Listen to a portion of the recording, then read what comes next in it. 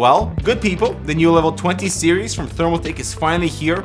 I have the Level 20 VT, which is a micro-ATX enclosure at $99. I'm excited to see this whole micro-ATX popularity rising, but let's see if this case is for you right after this.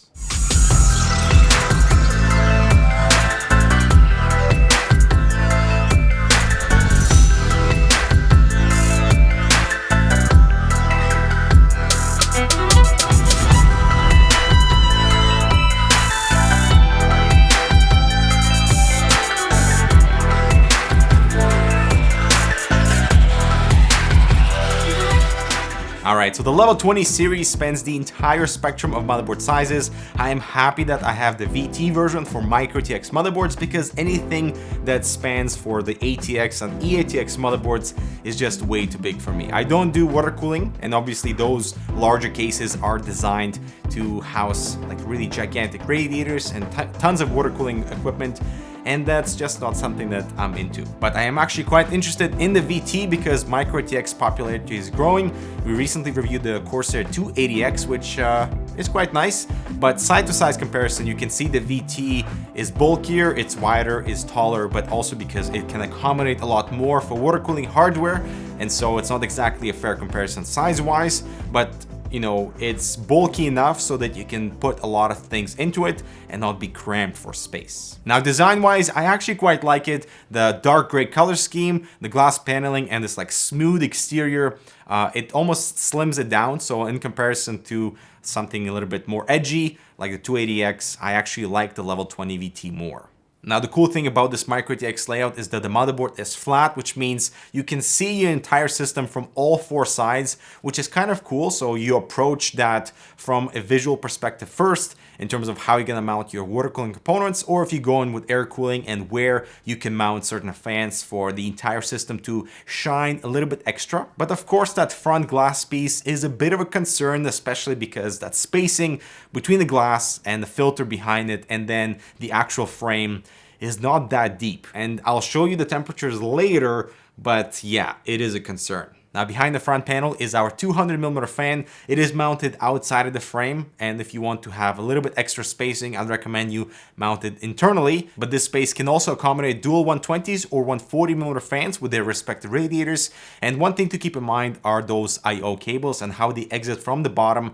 But the good thing is you can route them from any of the four large cutouts on that frame. So if you need to route them sort of around certain fans in one directions or the other, you have the ability to do so. The I/O is pretty standard. It is at the top and it's attached to the actual frame, which is awesome. So when you remove all the paneling, you don't have to reroute all the cabling again. But it is pretty widespread and you have to take that into account when, you know, doing all your cables. Below the top glass panel, we find 4 fan brackets, which are actually pretty clever. I do like this implementation. So not only are they labeled for left and right to avoid confusion when reinstalling them back into the case, but they also have markings for 120 and 140mm fans. So you could do a 280 or 240 rad on each bracket. They're also toolless, so installation is much easier.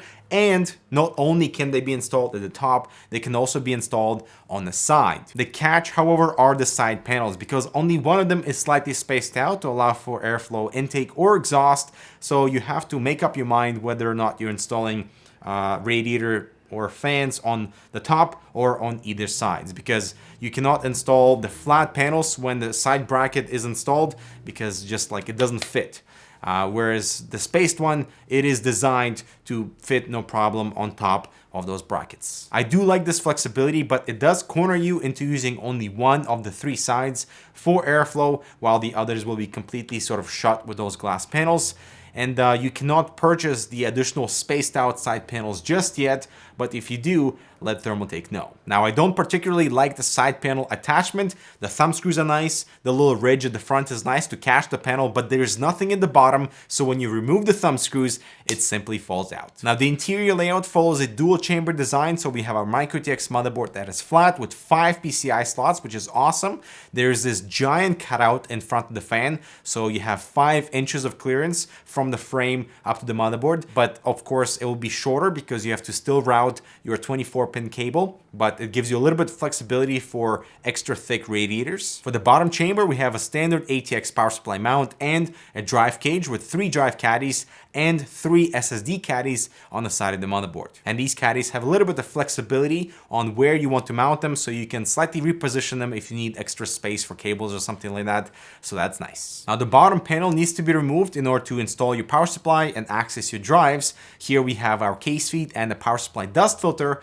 However, we have this additional ventilation, which is supposed to be for additional fans, 120mm fans if you want, but it is not dust filtered, which I find odd. And it's things like that, alongside with really short spacing on that ventilated glass side panel, that made me think that maybe this was a rushed release or they had other plans that didn't fully come to fruition. But regardless, I wanted to approach this build from a visual perspective and just to see how easy or difficult it would be to do a simple airflow system with some good illuminated hardware, and then how easy it would be to do cable management in something that is that exposed. Well, the experience was satisfactory up to a point, and I literally threw all the visual arsenal that I could to make this thing beautiful. So first I used Thermaltake's Ring Trio fans, which are actually quite beautiful. They have the center illumination, the exterior illumination, and they also have the rear illumination. So for the exhaust fan, for example, that ring illumination shines right through the frame, which looks stunning. I also appreciate the ambient spill of the frame itself, so you're not particularly seeing harsh LEDs.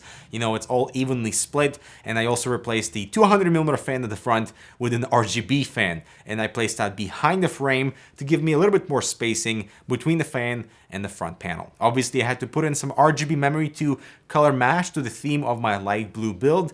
So I have the Team Group Excalibur, fantastic dims with a nice ambient illumination, and I can easily color match to that or add some accented color with the other colors, and purple looks fantastic. And lastly, to tidy up some cables, I used the sleeved cable mod extensions, which look awesome. And I also use their sleeving for all-in-one coolers, but I use it for cables because cable management in this case is a bit challenging. So first we have all the cables from the top front I/O that have to be bunched up and routed to the side of the motherboard, which is completely exposed. And I don't know a way to route those cables so it doesn't look messy. And luckily I have the sleeving, so they're at least kind of like bunched up into one.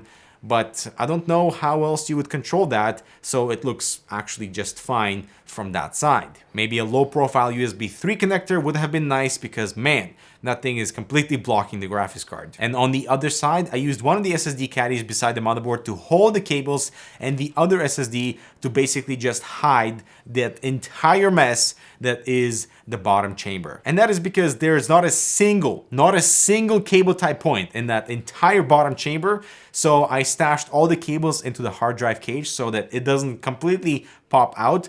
And that is an issue when there's nothing to aid you with a completely exposed enclosure that's fully made of glass on all sides. How are you supposed to do a clean system? You have to put in hours and hours of work for cables to route them a particular way, and then use like DIY solutions to hold those cables in place. That is not a pleasant experience. And the only solution here are covers for the bottom chamber to contain all that mess.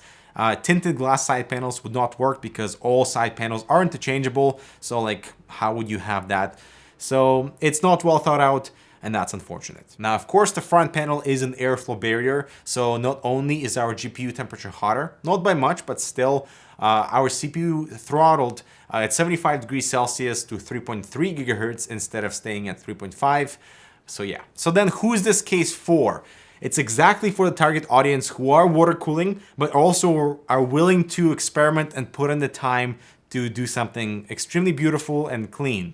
Cable management is a big issue, and so you have to go in with some DIY methods and controlling all the cables that are exiting from the power supply and how they enter back into that motherboard area. It's difficult, especially because we have glass on all three sides, so that entire area is exposed, and you just have to put in your all so the whole thing can look okay. I don't think that's a particularly bad direction, but we've gotten so comfortable with, regular power supply chambers that hide all the mess that Thermaltake needs to put a little bit more work into something like this so that we don't have to. The new Mark II Corsair Strafe and K70 keyboards are fully loaded with custom illumination, convenient media buttons, USB pass-through, extra set of keycaps, and ergonomic wrist rest for each keyboard so you can type or game comfortably, with a variety of MX switches available, so you can check out which keyboard suits you best in the description below. Alright guys, so that is the Level 20 VT. Let me know how you would approach building in something like this for water cooling. How would you do cable management, and is micro-TX as popular as I think it is becoming? Let's have this conversation. I'm Dmitry. Make sure to subscribe and check out this other relevant content. And yeah, we'll see you